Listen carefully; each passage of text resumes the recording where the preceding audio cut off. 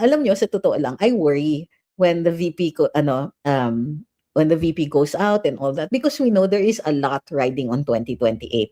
However, I have faith and trust in her judgment regarding the people who surround her. Sabi ni Amsidel, nakakahiya sobra kung sa ibang bansa pag ganyan na reaction ng mga tao sa leadership. Nagkukusa bumaba sa pwesto, pero sa admin ngayon, pakapala ng apog ng mga politicians. Totoo yan. And the nerve, the nerve of some partisans to be the ones before who were asking for VP Inday to resign. Hala, ang anomalya create ni BBM, pero si VP Inday ang gusto nilang pag-resignin. Try to make that make sense. They can't. They have not been able to do so. And speaking of diversion, let's proceed to the Cabral files. So what's going on now? It seems that everybody is ganging up on Congressman Leviste. Hi kay Inigo. Everybody's ganging up on Congressman Leviste. Deputy Ombudsman Nico Clavano announced that yung pinakita daw na files sa kanila ni Congressman Leviste are not complete. Why is that an issue? The Ombudsman can ask for the complete files from the DPWH, but they had to go to the media to say yung pinakita ni Congressman Leviste hindi complete. Dear, the DPWH already said that, at least told, Secretary Vince had told Congressman Leviste na i-forward na sa Ombudsman yung files from the DPWH. Now, if they're not complete, that's not Cong Leviste's fault. That's your fault for not reading the file that you supposedly already got. But if you didn't get it, why aren't you calling out the DPWH? Funny, the Ombudsman nowadays. What's wrong with this statement? It means that Secretary Vince Dizon is casting, these are now ad hominem arguments. Nobody, the DPWH recognizes that the files all pertaining to the legislative breakdown, to the breakdown of the funds, to the summaries and possibly the breakdown of funds per congressional district, they admit that that is official and that the secretary himself gives his imprimatur to that. So no more question on how much was given to Sandro Marcos, how much was given to the former House Speaker, and the whole list of congressmen and how much their districts got. The DPWH says, yes, that's true, and we signed off on that. That means they recognize the authenticity and the truth of the contents of those files.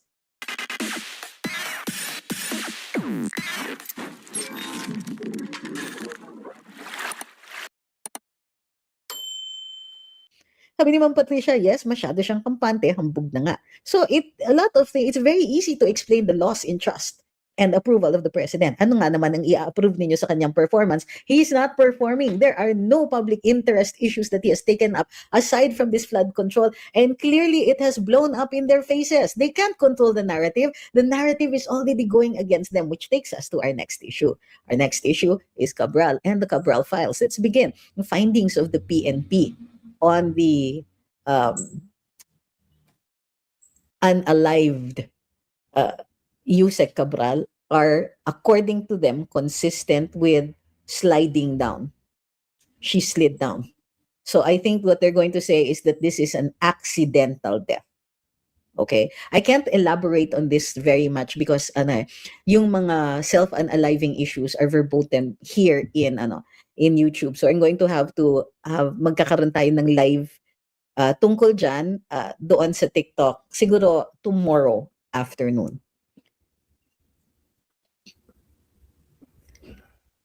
Sabi ni Cloud, BBM kunwari, he doesn't care about surveys. He's delusional. He thinks Filipinos love him. He has achievements in building a legacy. Where he gets this delusion is most likely from what his sister said. Subtle. I like that. Well said. Well said. Maraming salamat kay Rans Boons for the chickens. I love it.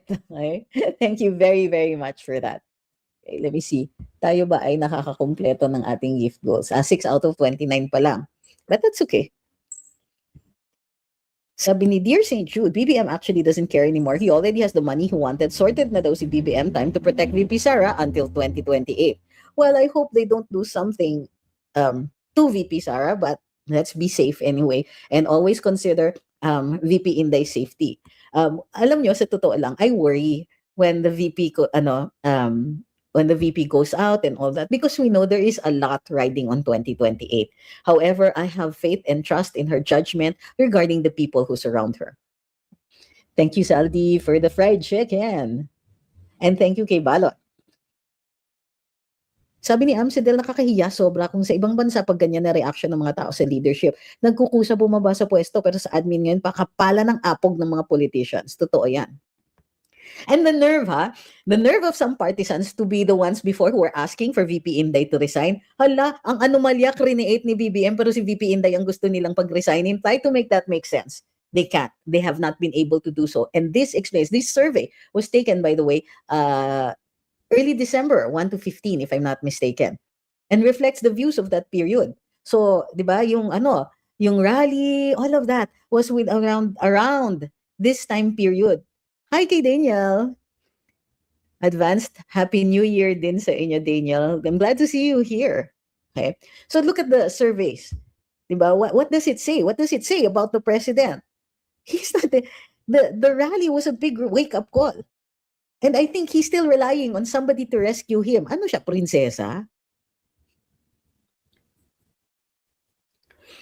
Ma'am Patricia says, grabe yung 40 seconds lang approved na yung budget and they didn't even let Kong Leviste speak. Yes, and this is going to continue to affect the trust ratings even of the president, and now the congressmen are in on it. So let's see how they're going to fare. Let's see whether or not the people will accept any future actions on their part and any future actions that will affect the vice president. If they're conducted by Congress, let's see how their career is going to go. Sabi ni Joy, the big insult comes from a president who does not care about his people. He's not bold enough to make jokes in front of the people he scammed. Ooh, yes, that's true. Hi kay Chicken Cat Lady. Sabi niya, been watching Philippine news lately. I noticed the diversion of the truth. It's sad. And speaking of diversion, let's proceed to the Cabral files. So what's going on now? It seems that everybody is ganging up on Congressman Leviste. Hi kay Inigo. Everybody's ganging up on Congressman Leviste. Deputy Ombudsman Nico Clavano announced that yung pinakita daw na files sa kanila ni Congressman Leviste are not complete. Why is that an issue? The Ombudsman can ask for the complete files from the DPWH, but they had to go to the media to say yung pinakita ni Congressman Leviste hindi complete. Dear, the DPWH already said that, at least told, Secretary Vince had told Congressman Leviste na i-forward na sa Ombudsman yung files from the DPWH. Now, if they're not complete, that's not Cong Leviste's fault. That's your fault for not reading the file that you supposedly already got. But if you didn't get it, why aren't you calling out the DPWH? Funny, the Ombudsman nowadays. On the other hand, Secretary Vince Dizon, let's look at the statement and let's put it on the screen. Here we go. Can you see this? So, lakihan natin ng konti. All right. There you go. I hope you can see this. Shadow naman malaki. Oh, ayan. All right. According to this statement, Public Works Secretary Vince Dizon categorically denies the baseless and malicious allegations made by Representative Leandro Leviste regarding supposed insertions or allocables. Rep. Leviste alleged that Secretary Dizon made insertions for flood control projects under the Basis Conversion and Development Authority. The BCDA, which Secretary Dizon formerly headed, had already issued a clear statement that it has no flood control projects that are funded through budget insertions, allocable funds, or any discretionary source. Any claims of allocable or discretionary funding for such purposes are baseless and false. The timing of Rep. Leviste's allegations also raises suspicions after reports of some Department of Public Works and Highway staff surfaced accusing the lawmaker of forcefully and illegally getting files from the late Undersecretary Catalina Cabral. Funny again. Now, informally, Secretary Vince Dizon has cast aspersions or is casting doubt on Representative Leandro Leviste, saying that yes, he has emails and yes, he signed something, but let me see. He centers his informal statements primarily that Congressman Leviste forcibly took these files from Undersecretary Cabral. Again, di ba? Pagulo ng pagulo yung issue. Sabi ni ni Vince Dizon, legislative district breakdown, absolutely. Yun daw yung pinadala and he signed on the email sending that. Pero yung pagnakaw niya ng file sa computer, walang imprimatur yun. Uulitin ko ha, and this is, I'm not sure if Secretary Dizon is aware of what he was saying. Inamin niya na yung legislative district breakdown, the files, the actual files themselves, pertaining to the congressmen, hindi yan yung DPWH leaks ha, the files pertaining to the congressman, he admits them. He gives his imprimatur. That's as good as an authentication as you're going to get right now. So, pero, sabi niya, absolutely, sabi niya, pero yung pagnakaw niya ng file sa computer, walang imprimatur yun. Yung nakipag-agawan siya ng papel kay Cabral, walang imprimatur yun. Of course not. Why would I give that imprimatur? Okay. What's wrong with this statement? It means that Secretary Vince Dizon is casting these are now ad hominem arguments. Nobody, the DPWH recognizes that the files all pertaining to the legislative breakdown, to the breakdown of the funds, to the summaries and possibly the breakdown of funds per congressional district, they admit that that is official and that the secretary himself gives his imprimatur to that. So no more question on how much was given to Sandro Marcos, how much was given to the former House Speaker, and the whole list of congressmen and how much their districts got. The DPWH says, yes, that's true, and we signed off on that. That means they recognize the authenticity and the truth of the contents of those files. Authenticity and admissibility are no longer issues. The issue that Secretary Vince Dizon is harping on right now is supposedly yung pag-agaw, supposedly yung pagkopya ng files. Secretary Vince Dizon doesn't say that Congressman Leviste falsified any documents. Secretary Vince Dizon does not say that the information that Congressman Leviste has released or talked about, except for the supposed allocable that he got, that the pertaining to the files of the congressman, wala siyang sinasabing hindi totoo yon. And in fact, he admits that he gave his imprimatur on that one. I'd say this is a win for Congressman Leviste. Diba? But look at what's happening. Congressman Leviste also said that there was an additional 2 million na Christmas bonus given to the congressmen. However, dinideny naman ito ni Congresswoman Micaela Suansing because sabi niya, ay walang ganon, walang ganon. Alam nyo, Congresswoman Suansing, it might be better if you present documents. Masaya yon, ma'am. Dokumento versus dokumento. Now, itong 2 million na Christmas bonus, hindi natin nakikita kung may dokumento din si Congressman Leviste. So, it is Congresswoman Micaela Swansing, Head of Appropriations. She would have access to documents that would show or not show that meron talagang Christmas bonus. So, she's in the best position to say whether or not to show in document form what those if any or if none had in fact been issued. Pero mahirap nga naman pala to show a negative. Pero pwede niyang sabihin, ito yung mga releases to the congressmen for the month of December. Tinanggi. Cold break.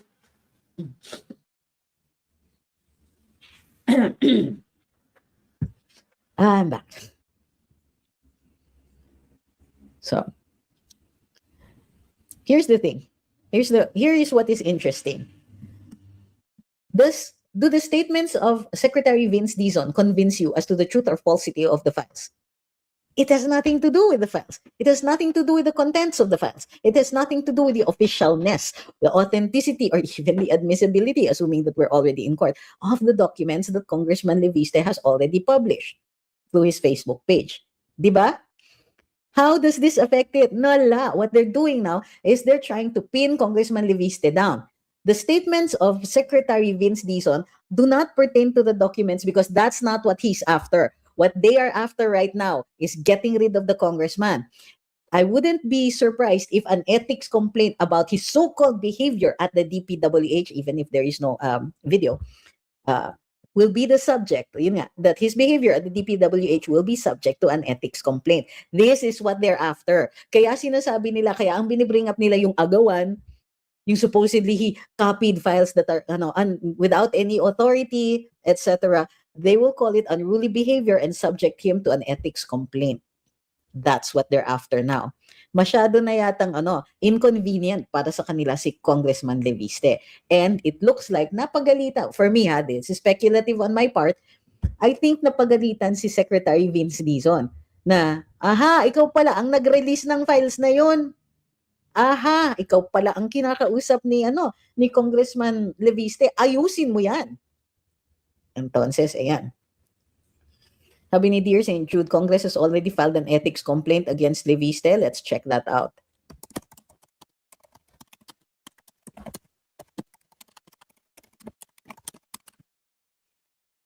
Wala pa po, ma'am. Okay, wag pong fake news. I know wala. Kasi ang nagsalita was Congressman Terry Redon. Sabi niya, siya yung nagsabi, 10 hours ago, Leviste may face ethics complaint over acquisition. O, ayan na pala. It's already starting. So that is the reason for talking about his unruly behavior dun sa pag-aaga. Wala pa pong existing ethics complaint. Kay Congressman Leviste, meron kay Congressman Barsaga. Okay? Please read carefully kasi tayo din yung mapapahamak pagka fake yung mga nilalabas natin. But Terry Redon did not file it yet. He announced it. He said, could face an ethics complaint. It's not that he has filed one. It's not that it has already been filed and so on. So, wala pa po, but that is their intent. Here's the thing. If the DPWH was really concerned about the manner in which the congressman had taken the files, why bring it out now when it is already inconvenient for Secretary Vince Dizon? He's feeling the heat because, ayan, discovered na siya naman pala talaga ang nag-release kay Congressman Leviste. And yes, in fact, he is releasing directly to the Office of the Ombudsman. Interesting how these developments come about. Thank you, Ma'am Geraldine, for your continued support. Sabi niya, Happy New Year. In case di ako maka-join sa live bukas, looking forward to a better year and hopefully a new president. I like that. Wala naman masama sa munting pangarap na ganon, di ba? Ayan. So the developments are in the investigation. They're going more towards the interpretation of the evidence by the PNP shows that this is the PNP talking, hindi ako. That it may be no, not talking. What they're saying is that she slid down. So it's possible that it was just an accidental death. So, good morning kay Marshmallow. Huwag pong kakalimutan, tap naman po tayo dyan sa ating sa mga TikTokers. Maraming salamat po for your participation. Sabi ni What the F? Up. Thank you kay Balot for the roses. Thank you kay 8 a.m. Degrees, Mars. Sino pa ba? Uy, huwag kalimutan, tap. Thank you kay Pink Vader. Nax. Thank you kay Charles, kay Zaldi99. Ay, pabati daw. Happy birthday. Ay, it's your birthday, Zaldi99, not ko. Zaldi99, maligayang bati sa inyong kaarawan. Maraming salamat po sa tuloy-tuloy ninyong suporta sa Luminous. At maraming salamat sa tuloy-tuloy din ninyong partisipasyon dito sa ating live. Ang saya-saya pag nandito kayo. Thank you, Miss Anne, for following dito sa TikTok. Hi kay Pink Vader. Uy, maraming salamat. At saka kay 8 a.m. Degrees, Marshmallow. Sabi ni Ma'am Tina, I hope yung congressmen who are against this admin mag-join forces na. They're strengthening numbers, ika nga. Wow! Si Bear Rick is listening while baking 100 cakes for the new year. Mabuhay kayo! Wow! Anong cakes? Chika niyo naman sa amin. Kasi next week we'll start baking again. May oras na ulit. Sabi ni Ma'am Judith, may pictures daw si Leviste sa mga check-in na 2 million bonuses. I-share niya soon. Taray! That's what I like about Kong Leviste. May resibo. Diego is watching from Abacamis. Si Herbert lilipat muna ng TikTok para makatap-tap. Uy, maraming salamat. Kulang kasi yung tap. So right now we're only at 11,000 na na taps, na likes. So pataasin naman po natin. Dati kasi umaabot tayo ng 100,000 eh. But I understand that we lost a little bit of momentum when we were traveling, but we're back and we're back with a vengeance. Thank you kay Sir Zaldi. Happy birthday at maraming salamat sa fried chicken na padala ninyo. May gift goals po kasi tayo sa TikTok. Should we start setting gift goals din for YouTube? Parang nadjajahe pa ako eh. Sabi ni Kenzo, grabe ang Congress, wala nang hiya-hiya, nagmamadali. I wonder, do they know something? Baka magtatakbuhan. Away ang mga yan. Uy, thank you kay Balot for sending a Sunday ball. Love that. So, di ba? Why are they just... This is what appears to me, This is how it looks to me. That a lot of our legislators, particularly in the House of Representatives, parang they're so focused and so concerned about their projects and their economic, effects. Right now, we don't really hear about debates on laws. We don't hear about them bringing out interests that need to be protected, need to be addressed. Are there any new laws that we should be looking at? What about, plastics? DENR, very strong na yung statement noon sa inyo. Let's control yung single-use plastics. Let's control all of these things. They're not even concerned. They're not concerned that we are one of the biggest polluters of, when it comes to plastics being dumped in the oceans. Ay nako. But they're not doing anything about that, because why should they care about the environment? They're getting rich. They have better use of their time. They can just, steal more. That's it, how it appears to me.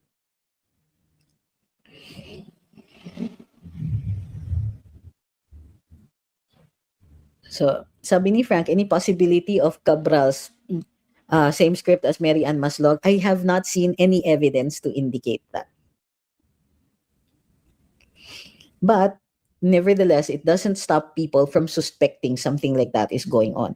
And I appreciate why people are suspicious. It's because this government is suspicious. It's because not the government, but the administration. It's because this administration has shown us nothing to merit trust. Tignan nyo nga, trust and approval ratings. We're already in the doldrums. They're already, hingalo na. And yet, ganyan pa rin.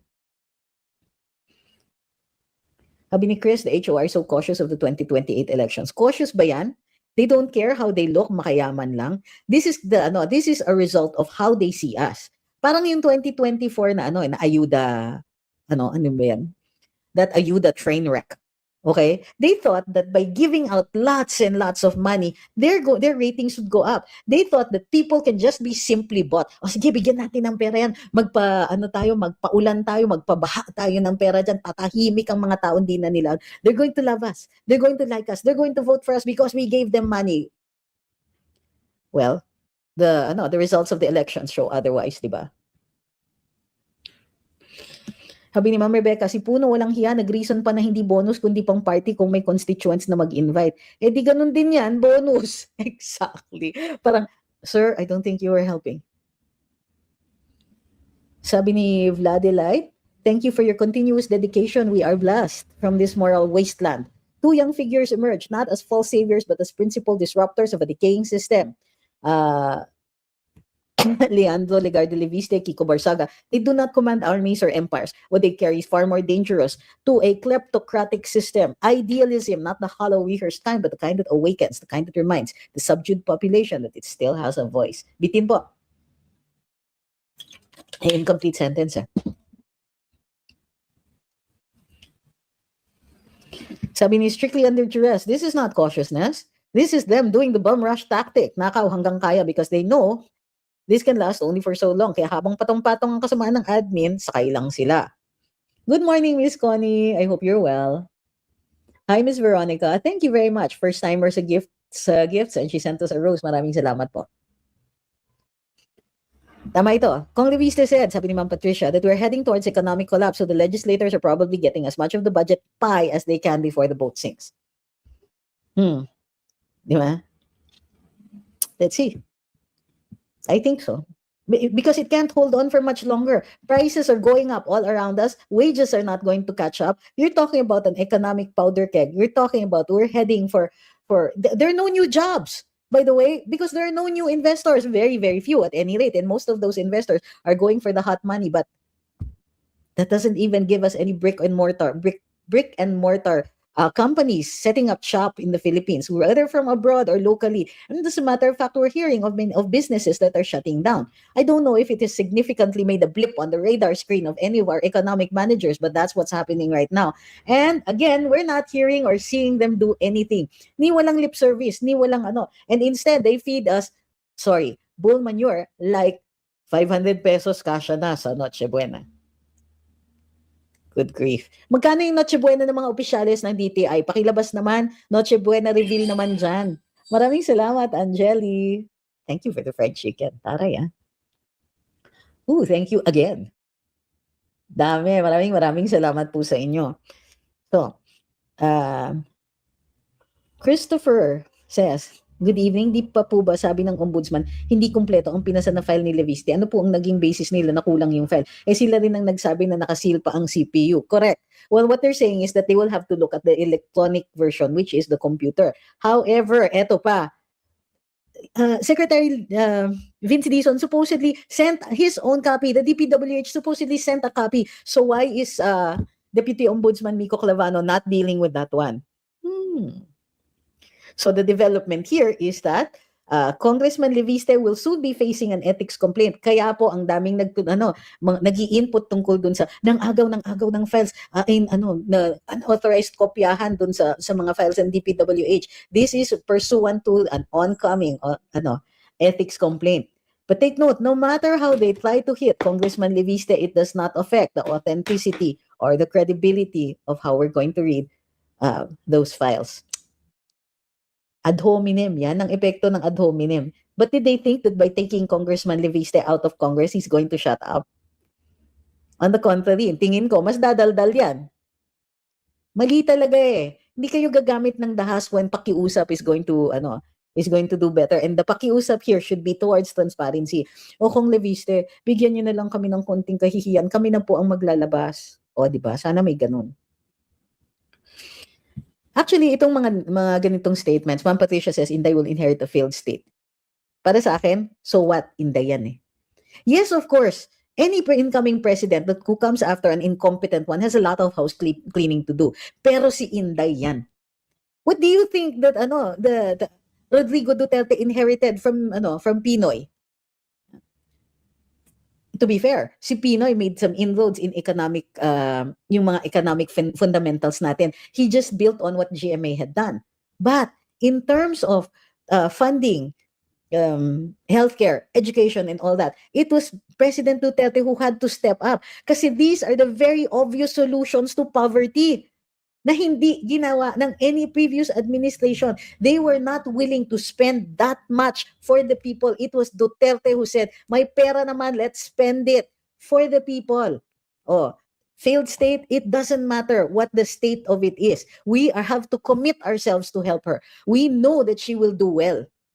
We know that she has political will. If she has half the political will of her father, she will do very, very well. But she will, and I am fairly sure that she will continue with programs that lift the Filipino people out of poverty, jobs, healthcare, education. Ito ang mga basics. This administration clearly does not intend to uplift people out of anything. Sabi ni yan. So dagdag naman ni Ma'am Patricia, yes, she knows what to do, and that's why we pray for her safety. And yes, I exhort everybody who still, who is, how do you describe that? People who have religion, people who still pray, to isama naman po natin si VP Inday sa ating mga dasal. Hi kay Lucky Sprite. Uy, oo, na-miss ka namin. So wag nating pangunahan yung hinaharap ni VP Inday. Alam niya yan. Kasi ngayon pa lang, I am very sure, knowing who VP Inday is, ngayon pa lang inaaral na niya yung ekonomiya. Ngayon pa lang nakapagkonsulta na yan sa mga dalubhasa. Alam na niya, and ngayon pa lang binibuild up na niya ang programa niya for government. Yung mga pag-iikot niya, that's data gathering. She is looking at the true state of the nation. Ba't naman tayo maniniwala sa sona ng presidente? Politika yan eh. Sabi ni Tonton, may chance po ba na mawala si BBM from power? Hirap na kalagayan natin.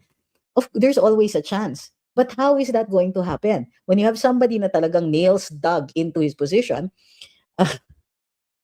and people surrounding him who are desperate to remain in power or want to squeeze every last centavo out of the public coffers, it's not going to be an easy job. Diba? It's not going to be easy even for the president who knows that people don't like him, and that the best thing that he ought to do really is to cut cleanly, to try to preserve what little dignity he still has left, rather than leave Malacanang at the end of his term ashamed. Shamed, and to the jeers of people.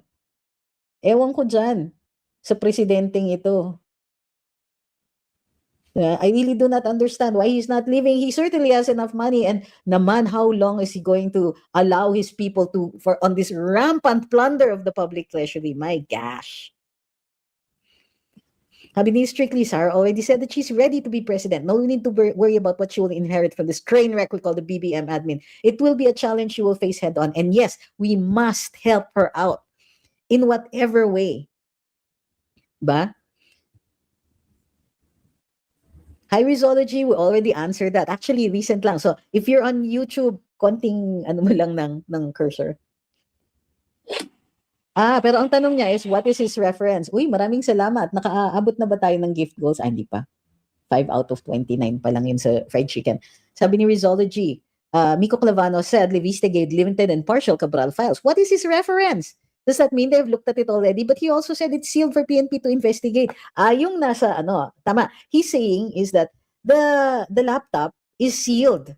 Pero yung files na pinakita ni Congressman Leviste, which I assume are paper, are the ones that he himself got, partial lang daw yun. So, but tama kayo eh. One, what's his reference? Di pa naman niya nabubuksan yung laptop unless inaamin ni ni Attorney Miko na meron na silang kopya ng DPWH files that were given directly by, allegedly by Secretary Vince Dizon. Sabi ni Levi, may dignity pa ba yung presidente natin ngayon? Well, he seems to think so, but that might be chemical. Sabi ni taga Baguio, sa tingin ko sobrang kawawa ang papalit sa administrasyon ngayon. So, it will happen. Para sa akin, what's important is putting the right leader in. Yes, alam na natin yan and it's being repeated so often. Bakit? Do you understand why inire-repeat yan ng mga trolls? Ay nako, kawawa si Inday, ang haharapin niya, bangkarote ang gobyerno, ang daming problema niyang haharapin pagka presidente na siya, si binabalahura nga ng administrasyon ngayon. For me, so frigging what? Haharapin natin yan. Haharapin natin and she is going to do it right. Okay? Simple lang yan. She will do it right. That's a challenge. But look at her. Look at what she's facing. Congress is trying to impeach her, perpetually trying to impeach her. She's being attacked. There are trolls surrounding her. There are cases being filed against her. And fortunately, they are not succeeding. They are not prospering. What makes you think she doesn't have the wherewithal? Because it is only going to be difficult kung hindi matibay ang loob niya. It is going to be near impossible if mahina ang loob niya. But I trust the VP. After all she's been through, every day she survives. Every day she survives with dignity intact, integrity intact. She faces the most heinous accusations against her. And she is not just surviving, she is thriving. Don't worry about what she has to face. We'll get to that bridge. Yeah. We will. But now we should commit ourselves to helping her. One, yung survival niya. We must protect the VP. Number two, when she is president, we must stand with her. We must understand na ang laki. Kumbaga, Smoky Mountain levels, ang basurang hinaharap niya. Gabundok talaga. It's not going to be easy. So, we must lend her our own patience. We must lend her and provide her with our continued support. And we must cheer her on. We must recognize her triumphs. Nowadays, it's not even difficult to find a triumph. The VP's mere survival is already a win. Because so much resources of this government are arrayed against her. So much of the resources are being spent to try to take her down. She is still standing and we are standing with her. That's what the surveys are saying. We approve. VP Inday, we trust you. Despite all the negative publicity, despite these baseless, ridiculous accusations, despite all of this slander, all of this libel being tossed at not just her, but to those nearest and dearest to her, the closest people to her are also suffering. They're suffering. And that's what's painful for the VP. VP, understand this. Masakit yan sa kanya. She can take the slander. She can take the libel. She can take all of these stupid and ridiculous accusations. But when they're going after the people she loves, the people who have been loyal to her, when her enemies are going after her support system, that's what's painful for her. We must show her, VP, we're standing with you. Kahit kami ang tinitira, kahit kami ang tinotrol, kahit kami ang binabalahura dyan, we know the reason ginagawa ng mga trolls ito sa atin because they want us weak so that you will weaken. Yan po yan. We must show her na kaya natin and we stand by her. We are going to see a triumph in 2028. Diba? This is what's going on now. Ito ang latest. Yeah. Now, part of dun sa mga paninira sa mga sa support system ni VP Inday and her family ay yung mga grabing slander against those who truly support her. Request ko lang para sa mga nakakarinig ng mga paninira na yon. Kapit lang po, tibayan lang natin ang loob natin. Bahagi ito ng kampanya ng kabila. Bahagi ito ng mga paninira kay Inday. Di nila matira si Inday, tayo ang titirahin. But it's what? 600 days plus plus left until 22, maybe more, about 700 days until the elections. Kaya natin kumapit. Kaya natin to stand for the VP. We can take the bats. We can take all of that. We understand that this isn't about us. It's about who sits as president in 2028. So fine, say what you want to say. Sticks and stones. Wala yan sa atin. All of that is fleeting. All of that is temporary. We only need to make sure the VP survives to 2028. Okay? That will be a major victory for us because then we will have even more solutions for bringing home PRD. So, bukas mag-year-ender tayo, ha? Let's talk about the year that was. And let's talk about yung mga favorites natin. So, meron ng mga favorite Pixie Sims itong mga to eh. So, yung iba. So, sige, make your lists, ha? And also, let's talk about what impacted on us this past year. And for me, sorry, I'm emotional. And for me, it's still March 11, 2025.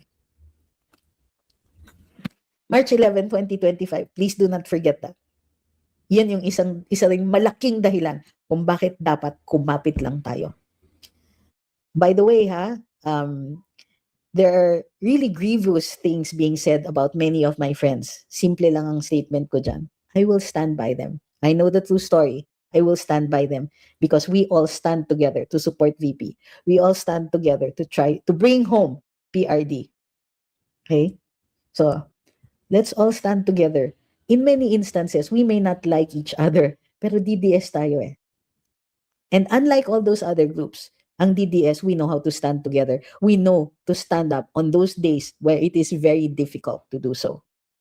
We've done it in 2016. We'll do it again, 2028, with a vengeance. Remember March 11. Huwag niyo pong kakalimutan yung March 11, the ultimate betrayal. This administration betrays us every day, but that by far was the most painful.